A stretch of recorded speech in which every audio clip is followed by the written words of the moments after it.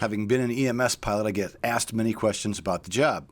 So I decided to add some of these questions to my book, Helicopter Check Ride. This is chapter 14. First question, can you tell me a typical day on the job as an EMS pilot? On a typical day, you show up and talk to the pilot that you're relieving. The first thing you do, go down and pre-flight the aircraft. Get the aircraft ready to go for the day. Check in and look at weather. You have to have everything ready to go so that when that call comes in, you're ready. After that, it's pretty much watch TV, sleep, eat, read, get on the computer, pretty much whatever you want to do. If and when a call comes in, you go out to the helicopter and you fly point A to point B and try to transport the patient in the safest manner that you can. Next question, what was your favorite part of the job? My favorite part of the job, flying a $6 million aircraft.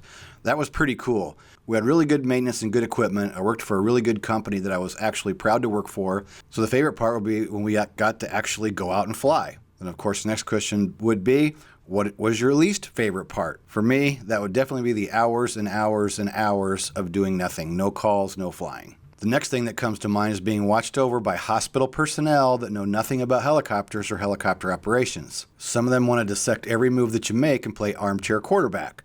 We don't get involved in what they're doing in the back with the medical situation, but they all seemed like they need to get involved in what we were doing up front of the aircraft. Next question. What surprised you the most when you started working in the EMS field? Well, because I had a background in emergency services with the police department and fire department, there were a few things I had to get used to. When I first went to interview for the job, the base manager knew my past history and he said, this is going to be a little bit different. You're used to rushing the fire truck or rushing the police car.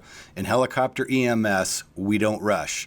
We walk to the helicopter. We do a walk around, we climb in, we put our seatbelts on, we go through a step-by-step checklist to make sure that everything's good to go.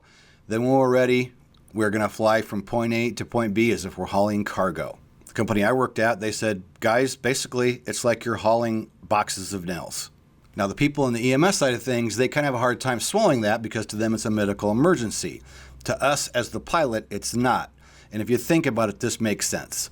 The guy flying the aircraft needs to stay calm, needs to focus on the job. If he lets emergency get to him and come into play, he takes chances, he takes risk, and he skips certain operations that end up causing real problems. Next question.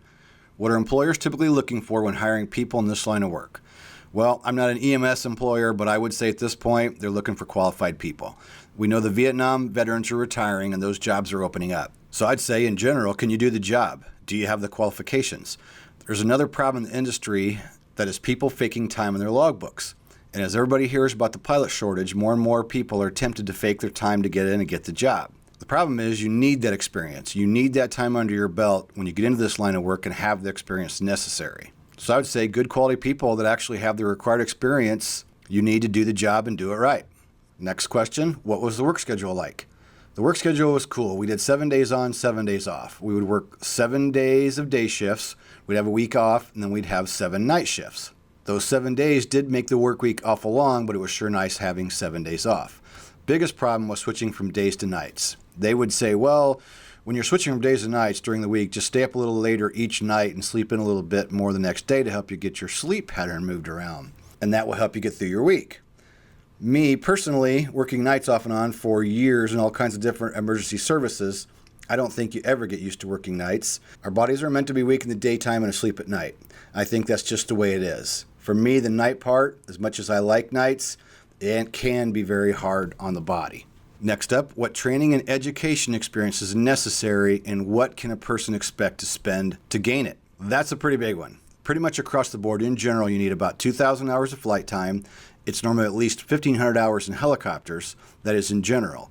Any one specific company could be looking for something different, but I believe a majority of the time, 2,000 hours is the key. You'll have to be a commercially rated pilot with an instrument rating. To get that level of experience, it's probably going to cost you somewhere between $50,000 to $100,000 just to get the training. Then you're going to be a road dog for probably about 5 years, not making much money until you get to that EMS job. Which then brings us to the next question. What is the typical starting salary for someone in this line of work? Back when I started, it was 2008, and I started at $46,000.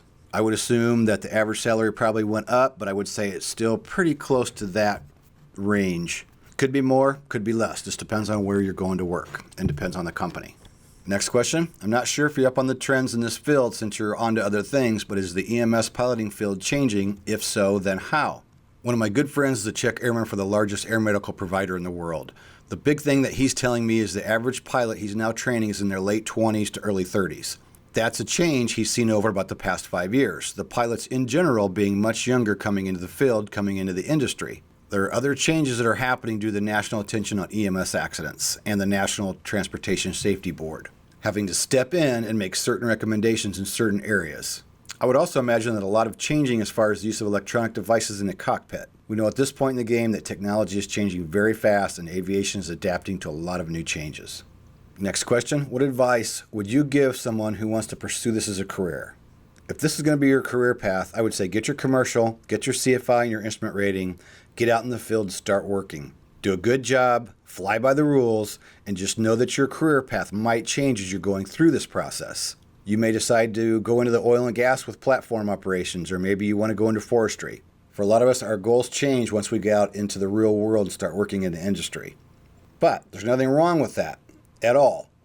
Bottom line is get your ratings, start building your time, and make good decisions to be a safe and prudent pilot. And the last question for Chapter 14 from Helicopter Check Ride.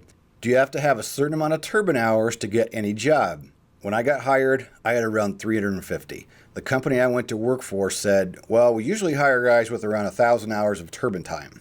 And I said, well, that's great, but I really want the job and 350 is all I got. And that was darn hard to get that 350 hours.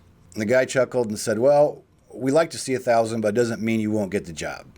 And I did get the job and it all worked out. I know currently my friend that's a check airman told me they look at 1,000 hours of turbine time and 2,000 hours total.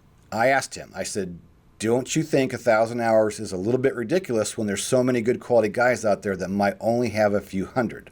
And my check airman's reply was, well, it depends on the situation, what their background is, and can they waive some of those hours depending on the circumstance. So getting those almighty turbine hours is always a key pretty much in any industry as far as airplanes or helicopters. Moving up the ladder always requires turbine time. On an ending note for me in the helicopter EMS field, I got to do it for 5 years. It was a great experience. There were a lot of things I liked about it, and there was other things not so much. I'm glad I got to do it. I learned a lot of things that still help me to this day.